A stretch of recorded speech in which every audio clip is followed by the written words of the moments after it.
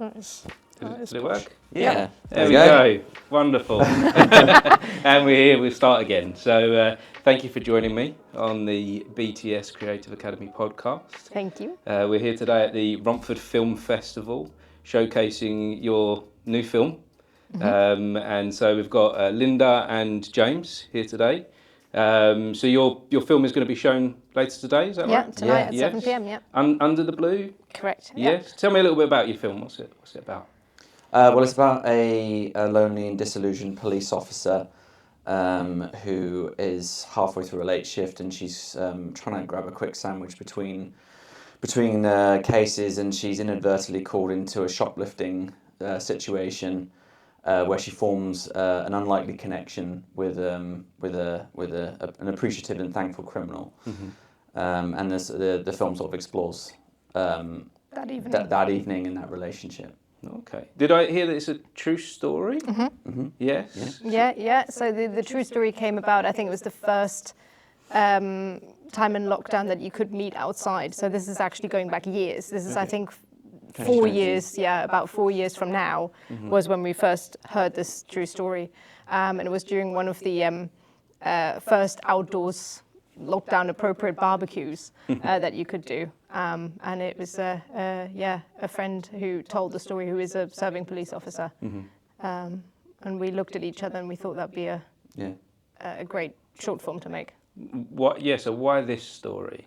Why did this story grab your attention? I think it was something about, and not to take too much away from the film, but there is sort of an interesting tonal shift that I suppose goes on in not just the police services, but also the emergency services, where you can be having a normal day and then all of a sudden something can happen and it can not be a normal day. And that was something that was really interesting to us, and particularly also how the story was told. There is a lightness or a conversational quality to it, and then suddenly something shifts and where you start thinking, oh, that's a deep experience, or that's a significant experience. And so it's got, I suppose, policing, like what the job is like, but then also the overlap with like an emotional component that we all might recognize in terms of a lightness, and then what is going on underneath.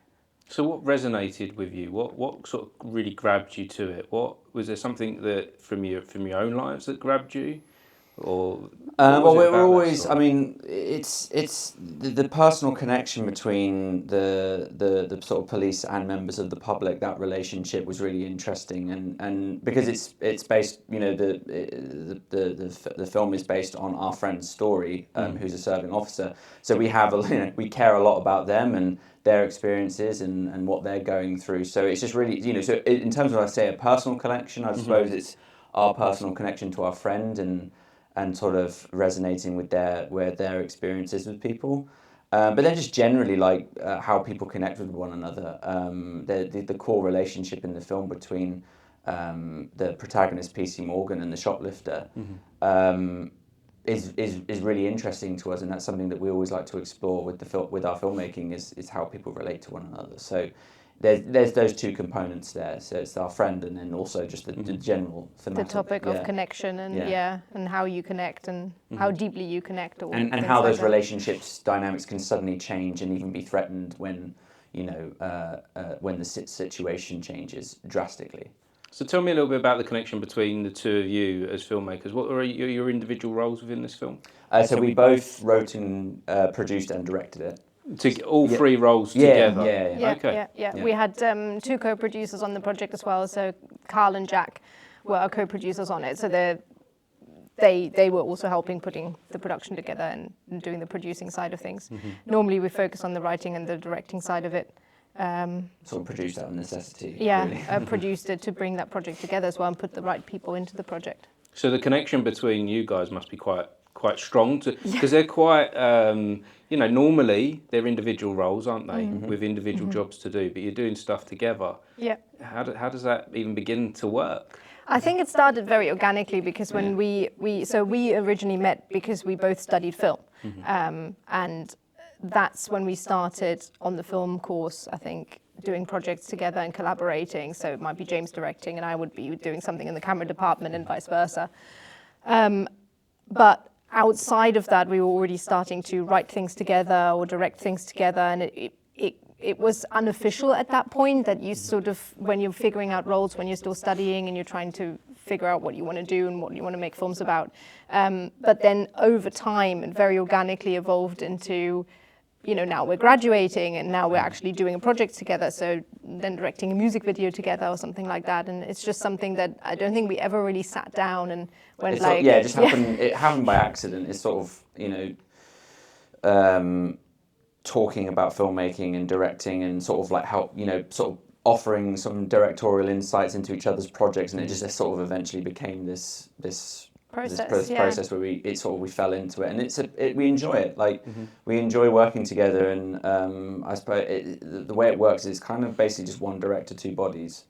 So we have a lot of the same preferences, we have the same values. So in terms of our filmmaking approach and tastes, it's all very similar. So we very rarely disagree, and if we do, no one sees it. If we keep it that behind closed doors. Keep that to yourself. Yeah, we always have a rule. We have a rule is that we're both always right.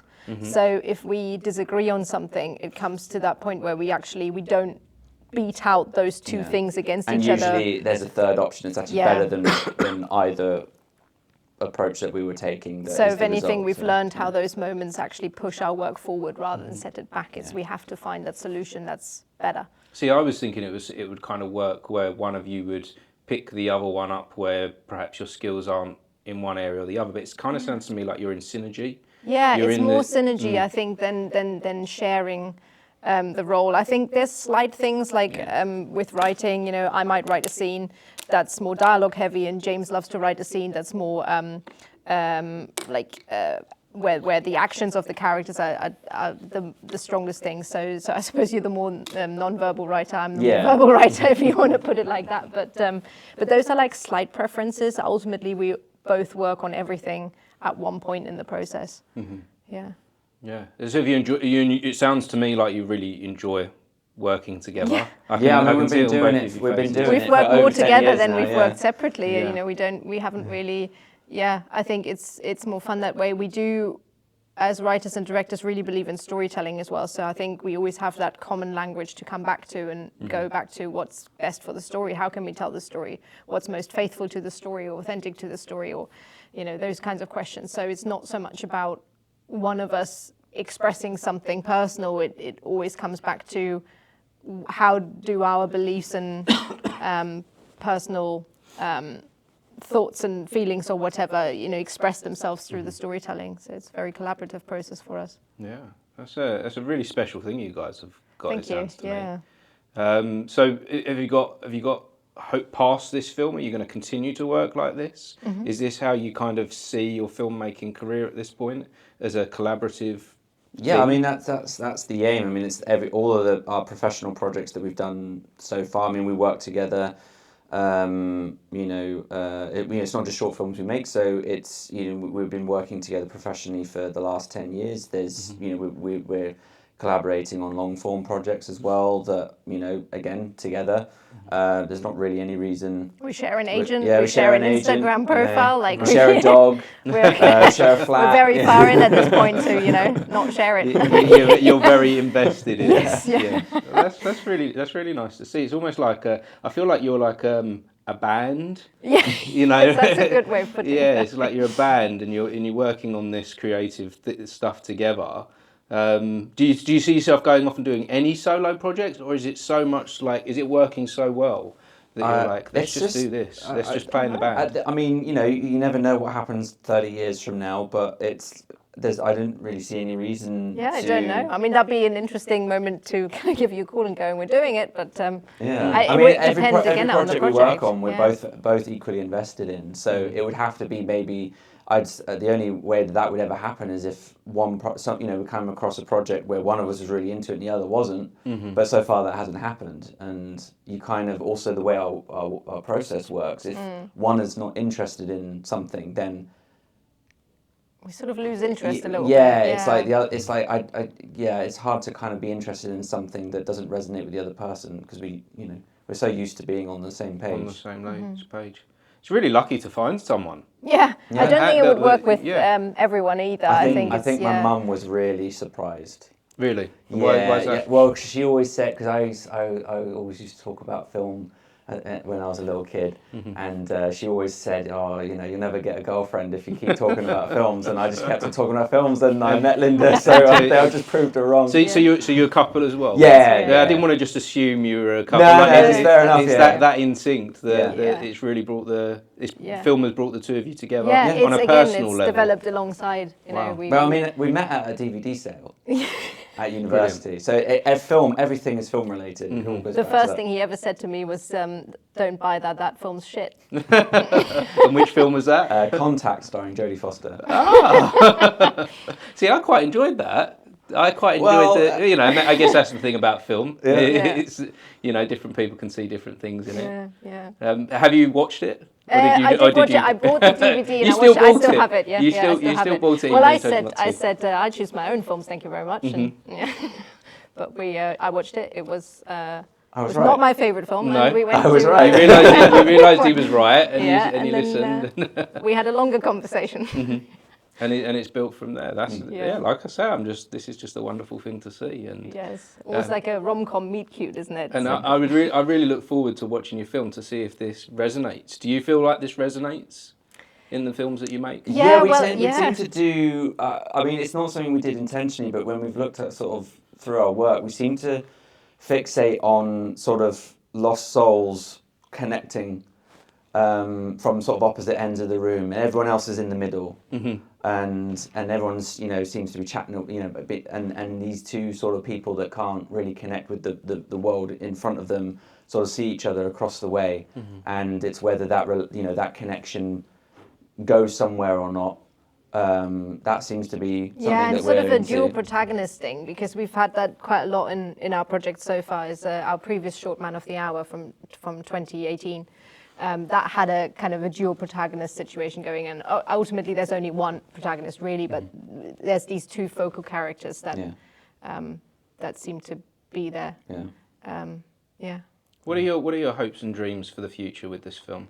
Where do you hope to go? Is it to the Romford Film Festival and that's it, or is there something? Well, it's more? already done really well. Like You've won some awards. Yeah. So it's already done like more than we had anticipated it would do. So it was in Cannes last week, and it won at the American Pavilion's Emerging Filmmaker Showcase. Wow. Which we didn't expect to, because we'd won that for a previous short film as well. In 2018, the one that I just so we mentioned, just figured it would never happen again, and it did. And we picked up a few other awards along the way. Yeah, we've had best UK short film at Unrestricted View.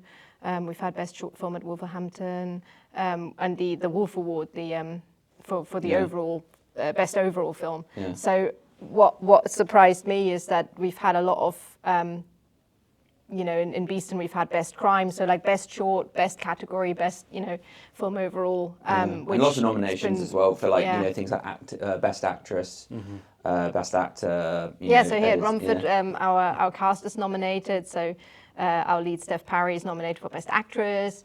Co-lead Ed White is nominated for best actor. Nicola Walker is nominated for Best Supporting Actress. Our editor is nominated for Best Editing. So we've had a lot of category awards, and I suppose going back to your question of what do you wish for this film is I think the first thing that we've always wanted is for it to find an excited audience in the UK. And we've already done that. We're kind of, with every place where we're going, we're getting a lot of audience interaction. We're kind of connecting with those people that we wanted to give the story to. So I think especially if you make a true story, when you do get that true story to people, it feels extraordinary. And then I think from the team's perspective, my wishes would be that, all those brilliant departments get all the attention they deserve, because it was, like I said earlier, it was a 4-year process from starting to releasing now. It was the production was delayed numerous times during the pandemic.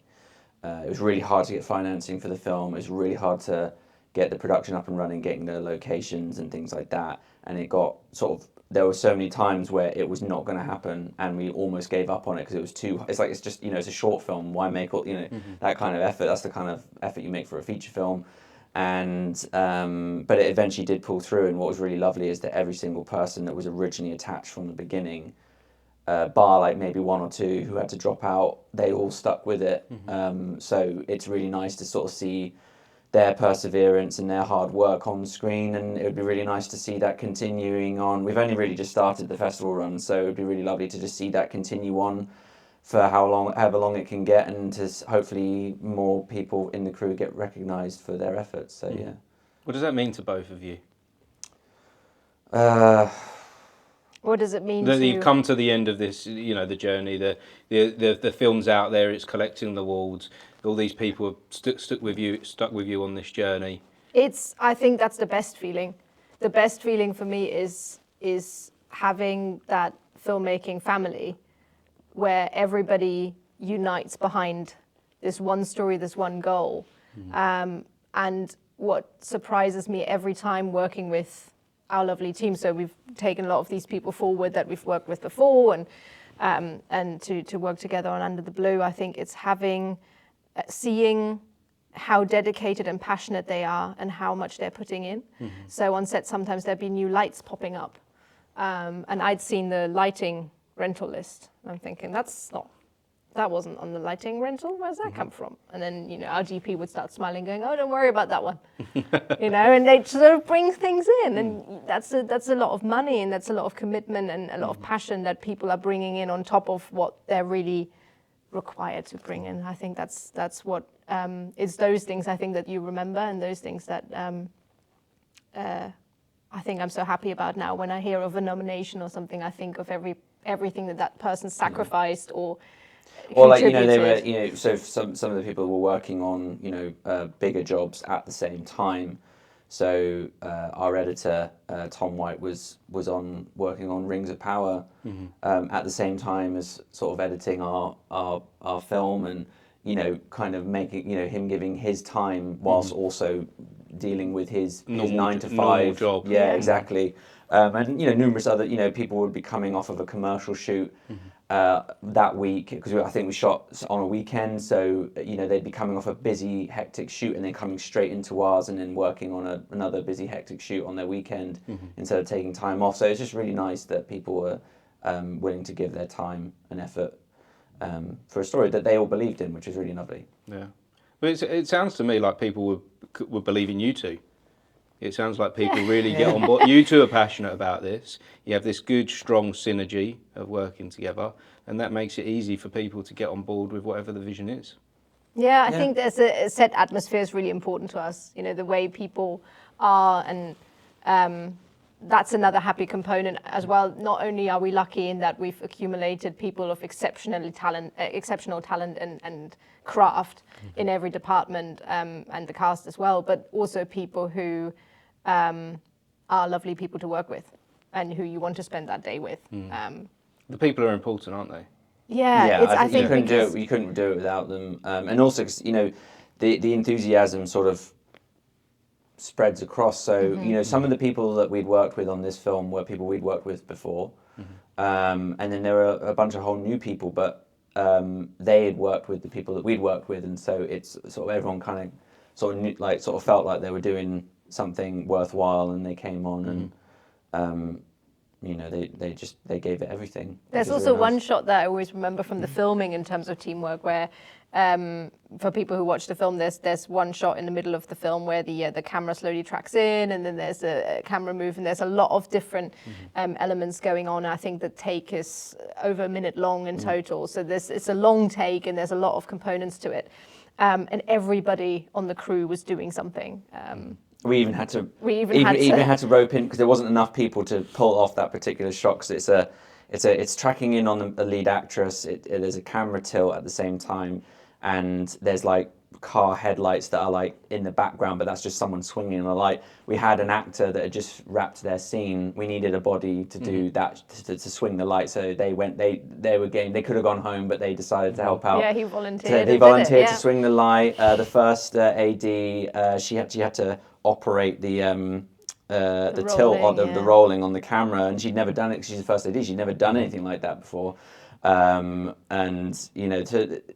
just people kind of chipping in and sort of doing things that they wouldn't normally do, just to get the shot right, which was really cool. And and these things, when you watch it on the big screen, these things come back to you. Yeah. So when you're watching back your finished project, there's all these other memories attached to it. For you there's and for everyone also else involved. a funny thing in terms of everybody joining in, where there's actually in the background.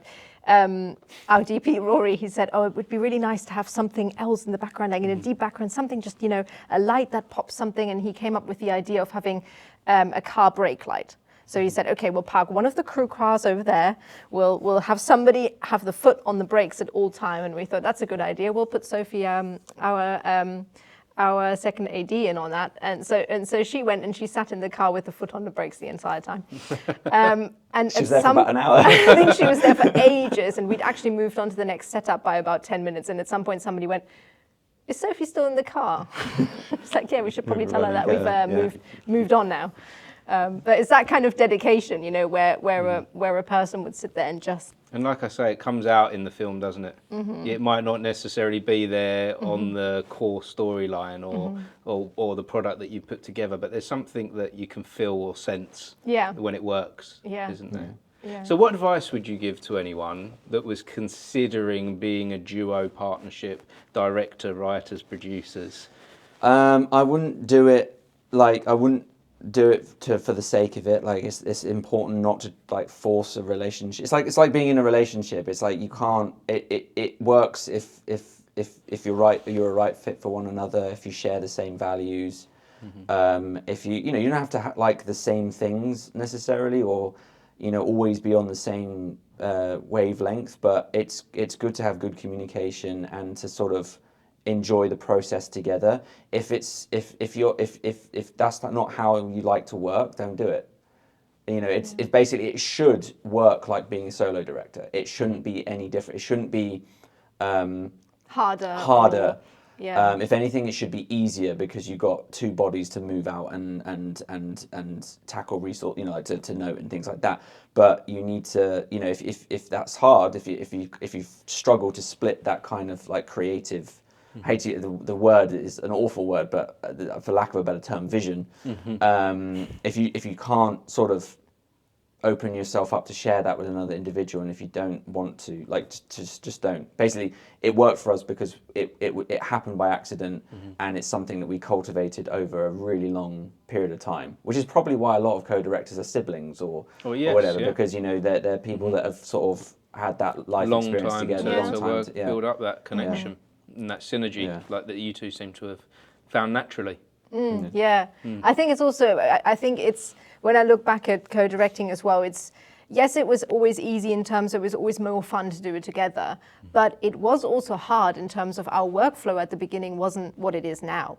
There were lots of problems that we had in how do we work together that we had to figure out over time. Of course. So there was always the passion for figuring that out and how do we do that, but I think the fun has to be there and the commitment has to be there so that you don't and the trust, let go. Well. I think that's the biggest one. The trust is the biggest one. And communication. I think going back to storytelling, so advice for people who want to do it, I think, is get really good at storytelling and communicating and storytelling language and sharing that with somebody else so that you can actually understand their opinion on how something should be done beyond just taste or beyond just a preference. It's like, why is it a preference? And how do you work the other rule we have is that we sort of have to champion each other's creativity. So I think that the most important thing when you're working in a directing duo is your partner's creativity is your priority and your creativity is their priority.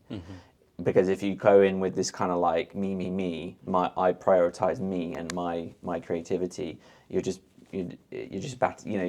not opening. Ego itself. has to go, doesn't it? You have to be about others. And you have to trust that they're going to support your creativity and vice versa, so that you're actually willing to like lay down for them.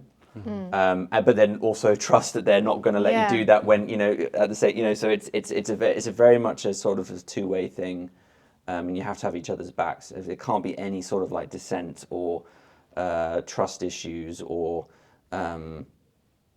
Sort of, trying to like secretly one-up someone. I think what I find amazing as well is if you do it right, I actually find that I can express more of what I want to express by channeling it via James. You know, like he enables me to actually be more clear and communicate more of myself or what I want in the film than if I was doing it by myself. I would probably try to do it, but I'd fall short on a few things of how to actually communicate that. And when you're working together in the way that we are, for people who enjoy co-writing or co-directing or something like that, I think there's something about enabling each other to do your best work that makes it so interesting. I'm really excited to see where your career's going, guys. Thank you. It looks like you've got a good career path in front of you if you keep working the way that you're working at the moment. On a personal note, we talked about the film, the hopes and dreams for the future of the film, and your filmmaking. But is there any personal hopes and dreams for the future that run alongside this? I hope Romford Film Festival keeps going for an extra long time, because I think what I've seen so far in the selection and the way that there's it's something programmed, special going on here, special. Isn't there? Yeah. So that'd be nice, and I think generally those kinds of being able to go somewhere with your film and connect that to an audience, that's great. Yeah. That's a great thing to do. I mean, that's how we'd spend a weekend. Yeah. And I hope to one day make a dinosaur movie. Nice. Do you want to give anything more away than that? No. It's going to involve dinosaurs. It's going to involve dinosaurs, yeah. Okay, I'll be looking out for that one. I enjoy a dinosaur movie. Like, who doesn't? Exactly. Yeah. So no, I do look forward to that. So yeah, thank you for joining me today. Thank you for sharing. Thanks for talking. If anyone wants to go and seek out this film, Under the Blue, is there a way that they can see it if they didn't attend the festival? Yeah, it's going to be playing at Brighton Rocks Film Festival in June. Yeah. We don't know the date yet, but that's sort of the next UK festival that we're aware of. We're also, as anybody who wants to follow the film, they can follow us on Instagram on @LindaLudwig_James Curle. But then also on the film's website, which is via inquisitivepictures.co.uk, we always list all the new screenings. So any new screenings that we find out about, we list there, and then people can go see it. Wonderful. Very much appreciated for you joining me, guys. Thank you. If anyone was watching or listening, appreciate you for joining the conversation as well. And I look forward to watching the film. Thank you. Cool. Thanks, guys. very much. Thank you.